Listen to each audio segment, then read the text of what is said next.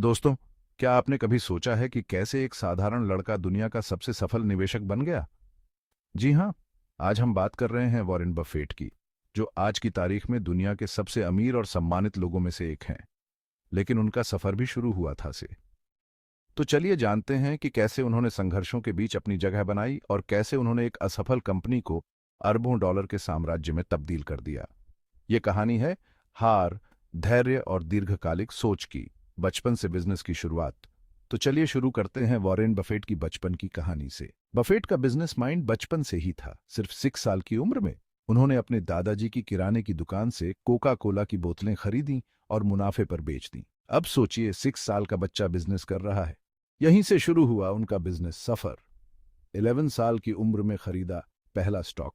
11 साल की उम्र में बफेट ने शेयर बाजार में अपना पहला स्टॉक खरीदा। और जैसे जैसे उनकी उम्र बढ़ती गई, उनके साथ उनका बिजनेस और स्टॉक मार्केट का ज्ञान भी बढ़ता गया। उन्होंने एक बार कहा था कि अब आप सोच रहे होंगे कि इतनी छोटी उम्र में स्टॉक मार्केट में एंट्री कैसे कर ली। दरअसल बफेट ने अपने परिवार से पैसे उधार लेकर शेयर खरीदे थे और वहीं से उनकी सीख शुरू हुई। कॉलेज और हार्वर्ड में अस्वीकृति। लेकिन यार, बफेट की जिंदगी में सब कुछ स्मूथ नहीं था। उन्हें भी मुश्किलों का सामना करना पड़ा। उन्होंने हार्वर्ड बिजनेस स्कूल में एडमिशन के लिए अप्लाई किया, लेकिन उनका एडमिशन रिजेक्ट हो गया। सोचिए, हार्वर्ड जैसी बड़ी यूनिवर्सिटी ने उन्हें मना कर दिया। लेकिन उन्होंने हार नहीं मानी और कोलंबिया यूनिवर्सिटी में एडमिशन लिया, जहां उनकी मुलाकात हुई बेंजामिन ग्राहम से। अब यहां से उनकी जिंदगी में बड़ा बदलाव आया। ग्राहम ने उन्हें सिखाया कि सही इन्वेस्टमेंट का मतलब है दीर्घकालिक सोच और कंपनी की असली वैल्यू को समझना। बर्कशायर हैथवे का अधिग्रहण 1962 में बफेट ने बर्कशायर हैथवे नाम की एक संघर्षरत कपड़ा मिल में निवेश किया।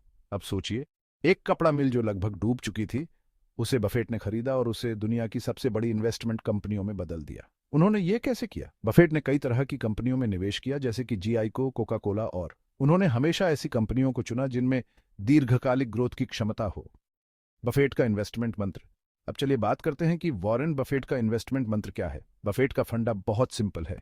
किसी कंपनी में तब निवेश करो जब उसकी वैल्यू उसकी मौजूदा कीमत से ज्यादा हो, और एक बार खरीदो तो उसे लंबे समय तक रखो।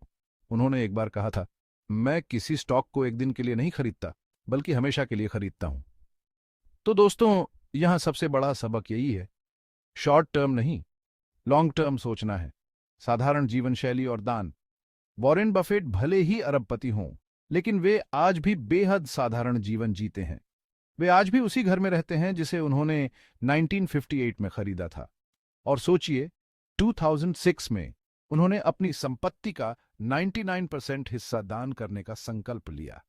उन्होंने बिल गेट्स के साथ मिलकर द गिविंग प्लेज की शुरुआत की, जिससे दुनिया के सबसे अमीर लोग अपनी संपत्ति का बड़ा हिस्सा दान कर सकें। बफेट से क्या सीखें? तो दोस्तों, वॉरेन बफेट की कहानी हमें सिखाती है कि असफलता ही सफलता का पहला कदम है। उन्होंने हार को गले लगाया, उससे सीखा और आगे बढ़ते रहे। उनकी दीर्घकालिक सोच, अनुशासन और साधारण जीवन शैली उनकी सफलता की कुंजी है। तो अगली बार जब आपको लगे कि चीजें आपके हिसाब से नहीं हो रही हैं, तो बफेट की कहानी याद कीजिए। हो सकता है आज की असफलता आपको कल की बड़ी सफलता की ओर ले जा रही हो। अगर आपको ये वीडियो पसंद आई तो इसे लाइक कीजिए, कमेंट कीजिए और शेयर करना ना भूलिए। और हाँ, अगर आप और ऐसी प्रेरणादायक कहानियां सुनना चाहते हैं तो चैनल को सब्सक्राइब कीजिए और बेल आइकन दबाना मत भूलना।